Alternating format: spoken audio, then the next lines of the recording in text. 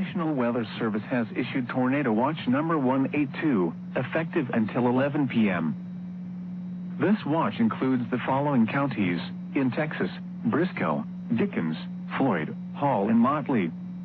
Remember, a tornado watch means the conditions are favorable for the development of severe weather, including tornadoes, large hail, and damaging winds, in and close to the watch area. While severe weather may not be imminent, persons should remain alert for rapidly changing weather conditions and listen for later statements and possible warnings. Stay tuned to NOAA weather radio, commercial radio and television outlets, or internet sources for the latest severe weather information.